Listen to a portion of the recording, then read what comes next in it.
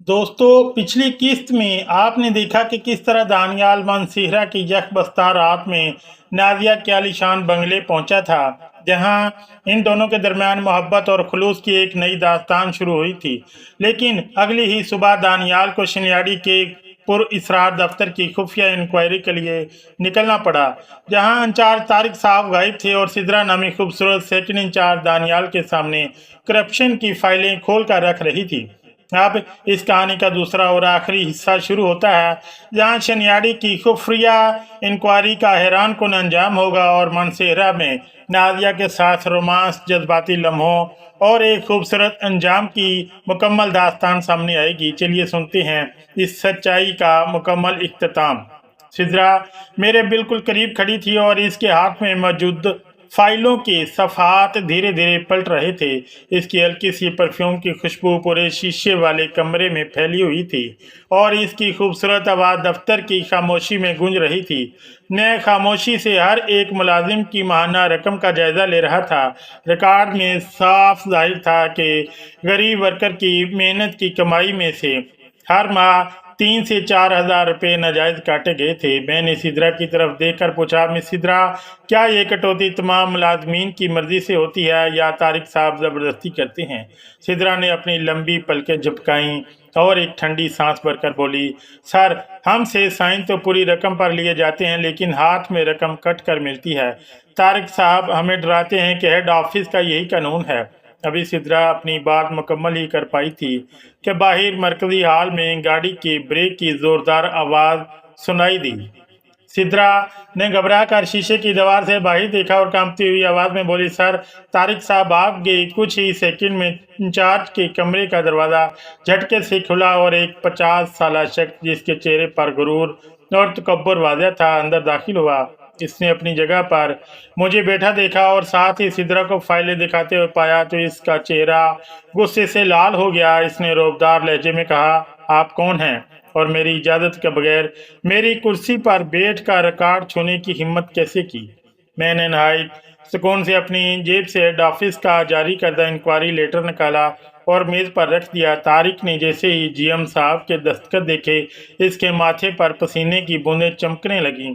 इसका सारा गरूर और अकड़ लम्हों में गायब हो गई। वो लरजती हुई आवाज़ में बोला, सर, आप मुझे जीएम ने फ़ोन किया था, मगर मुझे इल्म नहीं था कि इंक्वायरी इतनी जल्दी होगी। मैंने सख्त लहजे में कहा, तारिक साहब, पिछले 6 माह की तनख्वाहों में करोड़ों का घपला मौजूद है। आप गरीब वर्कर का हक मार कर हेड ऑफिस को बदनाम कर रहे हैं। तारिक ने मुझे एक तरफ ले जाकर भारी रकम की पेशकश की ताकि मामला दब जाए, लेकिन मैंने सख्ती से इसकी रिश्वत ठुकरा दी और फौरन जीएम को कॉल मिलाकर तमाम सूरत हाल बता दी।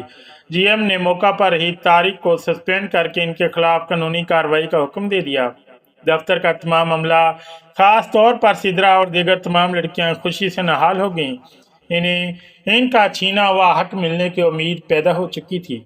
सिद्रा ने शुक्रगुजार नज़रों से मेरी तरफ देखा और अपने हाथों से गर्म चाय का कप पेश करते हुए कहा, सर, अगर आज आप ना आते तो हम हमेशा इस जुल्म की चक्की में पिसती रहती। आप हमारे लिए किसी फरिश्ते से कम नहीं।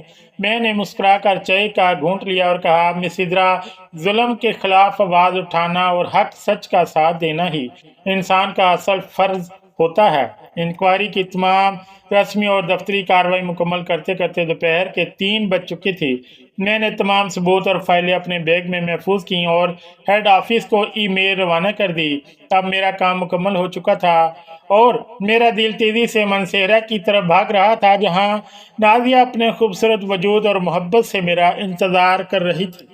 मैंने गाड़ी में बैठते ही नाजिया का नंबर डायल किया। इसने पहली ही घंटी पर कॉल अटेंड की और बेताबी से बोली, दानियाल, मैं सुबह से एक एक सेकंड गिन रही हूँ। आपका काम ख़त्म हुआ या नहीं?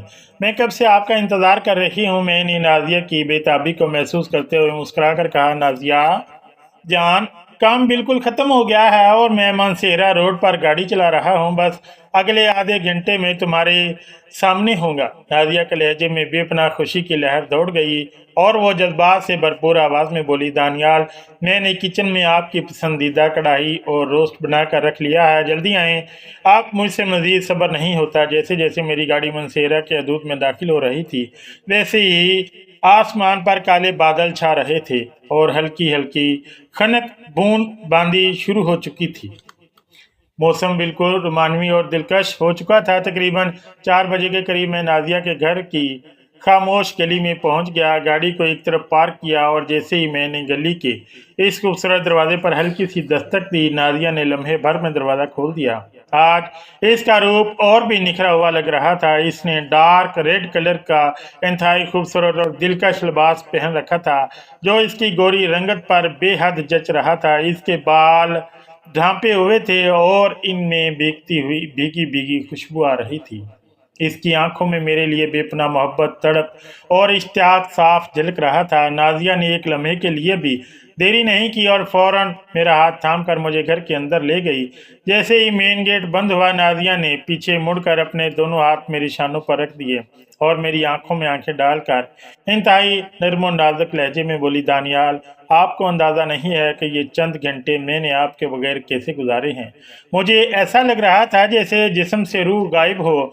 इसकी आवाज़ में मोहब्बत की चाशनी थी जिसने सफ़र की तमाम थकावट लम्हों में मिटा दी। मैंने नादिया की कमर पर हाथ रख कर इसे अपने करीब किया और इसके माथे पर मोहब्बत का एक लंबा और गर्म लम्स सबत कर दिया और कहा, नादिया, दानियाल भी तुम्हारी जुल्फ़ों की छाँव और तुम्हारी खुशबू के बगैर अब एक लम्हा भी नहीं रह सकता। नादिया के चेहरे पर हया की सुर्ख रंगत फैल गई और मुस्करा कर मेरे हाथ पकड़े अपने पुरतश और नरम कालीन वाले कमरे में ले आई। कमरे में एसी की हल्की ठंडक थी और सोनी की एलईडी पर धीमी धीमी मौसीकी चल रही थी। नादिया ने बेड के पास पड़ा सोफ़ा साफ किया और मुझे बिठा दिया। इसने अपने हाथों से मेरे जूते उतारे और जब मैंने इसे रोकने की कोशिश की तो इसने मेरी आंखों में देखते हुए कहा, दानियाल, रात आपने मुझे जूते उतारने से रोका था, लेकिन आज मैं अपनी मोहब्बत की खिदमत अपने दिल से कर रही हूँ, मुझे ना रोकें। इसका ये अंदाज इतना रोमानवी था कि मैं बस इसे देखता ही रह गया। इसके बाद नादिया किचन से गर्म गर्म और खुशबूदार खाना ट्रे में सजा कर ले आई। खाना बहुत ही लजीज था। नादिया अपने हाथों से मुझे एक एक नवाला बनाकर खिला रही थी और मैं भी इसकी नाजुक उंगलियों को अपने होंठों से छूकर इसकी मोहब्बत का जवाब दे रहा था। खाने के बाद नादिया ने 2 कप गर्म चाय बनाई और हम दोनों कमरे के बड़े शीशे वाली खिड़की के पास जाकर बैठ गए। बाहर तेज़ बारिश हो रही थी और खिड़की के शीशों पर पानी के कतरे डांस कर रहे थे। नाजिया ने चाय की प्याली मेज़ पर रखी और सर मेरे शाने पर टकाते हुए मेरी गोद में हाथ रख दिया। इसके बिखरे हुए बालों का लम्स मेरे गालों को छू रहा था। मैंने इसका नाजुक हाथ अपनी गिरफ्त में लिया और इसकी उंगलियों के साथ खेलने लगा। नाजिया ने धीमे और जज्बाती लहजे में कहा, दानियाल, ये लम्हा, ये बारिश और तुम, मुझे ऐसा लगता है जैसे दुनिया की सारी खुशियाँ मेरी झोली में आ गई हों। मैंने ज़िंदगी में कभी इतनी इज्जत और इतनी सच्ची मोहब्बत महसूस नहीं की थी। मैंने नादिया के गालों को छूते हुए कहा, नादिया, तुम मेरी ज़िंदगी का वो चांद हो जिसने मेरी वीरान रातों को रोशन कर दिया। मैं तुम्हें कभी खुद से दूर नहीं होने दूंगा। हम घंटों एक दूसरे की आगोश में बाहों के घेरे में बैठे बातें करते रहे। नादिया ने अपने शौहर के साथ गुजरे तलख अय्याम और ससुराल की बेरुखी का जिक्र किया और फिर मेरी आंखों में देखकर बोली, दानियाल, मैंने फैसला कर लिया है, मैं अब इस घुटनज़दा रिश्ते से मज़ीद नहीं रहूँगी। मैं अपने ससुराल का घर छोड़कर अपने वालिदैन के घर चली जाऊँगी और वहाँ से अपने बच्चे की तरबियत करूँगी। मुझे अपने शौहर का जुर्माना और बेरुखी अब कबूल नहीं है। नादिया की आंखों में अब दुख की बजाय खुददार और मजबूत औरत का आज़म चमक रहा था। मैंने इसके चेहरे के दोनों हाथों में थामा और इसके लबों के करीब जाकर कहा, नादिया, तुम कोई गलत फैसला नहीं कर रही। जो इंसान तुम्हारी कदर और मोहब्बत को ना समझ सके, इसके साथ ज़िंदगी ज़ाया करना हमाकत है। मैं हमेशा एक मजबूत चट्टान की तरह तुम्हारी पुष्ट पर खड़ा रहूँगा। तुम्हें जब भी मेरी ज़रूरत होगी, दानियाल तुम्हारे पास होगा और ये मेरा तुमसे पक्का वादा है। नादिया ने मेरी बातें सुनकर अपने दोनों बाजू मेरी गर्दन में डाल दिए और अपना चेहरा मेरे सीने में छुपा लिया। हम दोनों की दिल की धड़कनें एक दूसरे से साफ सुनाई दे रही थी। वो लम्हात सच में मोहब्बत और जज्बात की इंतहा के थे। रात के तकरीबन 7 बज चुके थे और बाहर बारिश रुक चुकी थी। मनसेरा की हवाएं और भी पाकीज़ा और खुशगवार हो चुकी थी। अब मेरे एबटाबाद वापस लौटने का वक्त हो चुका था। नादिया मुझे गाड़ी तक छोड़ने बाहर गली तक आई। इसके चेहरे पर जुदा होने का गम तो था, लेकिन साथ ही एक नई उम्मीद और ज़िंदगी शुरू करने की खुशी भी थी। اس نے میرا ہاتھ دبایا اور مسکرا کر بولی، دانیال اپنا خیال رکھنا اور ہر روز مجھ سے فون پر اسی طرح پیار سے بات کرتے رہنا۔ میں نے بھی نازیہ کے ہاتھ پر ایک آخری بوسہ دیا اور گاڑی میں بیٹھ کر ایبٹ آباد کی طرف سفر شروع کر دیا۔ گاڑی چلاتے ہوئے میرا دل ایک انوکھے سرور اور اطمینان سے بھرا ہوا تھا۔ ایک طرف میں نے شنیاڑی میں ظلم اور کرپشن کا خاتمہ کر کے مظلوموں کو ان کا حق دلایا تھا، اور دوسری طرف منصیرہ کے اس سفر میں میں نے نازیہ کو مایوسی کے اندھیروں سے نکال کر ایک عزت دار اور خوشگوار زندگی جینے کا نیا راستہ دکھایا تھا۔ ہماری یہ کہانی صرف بچھڑنے یا ملنے کی نہیں تھی، بلکہ سچی محبت، احترام اور ایک دوسرے کو حوصلہ دینے کی ایک یادگار داستان بن چکی تھی۔ تو دوستو، یہ تھی دانیال اور نازیہ کی محبت اور سسپنس سے بھرپور مکمل داستان، جس کا اختتام عزت، سچائی اور ایک نکھرے ہوئے جذبے پر ہوا۔ سچی محبت وہی ہوتی ہے جو انسان کو زندگی میں آگے بڑھنے کا حوصلہ اور عزت دے۔ امید ہے کہ آپ کو دانیال کی یہ سچی محبت بے حد پسند آئی ہوگی۔ ویڈیو کو لائک کریں، کامنٹ سیکشن میں اپنی خوبصورت رائے دیں اور ہمارے چینل کو سبسکرائب کرنا ہرگز نہ بھولیں۔ ملتے ہیں اگلی ایک نئی اور خوبصورت اور سنسنی خیز کہانی کے ساتھ، تب تک کے لیے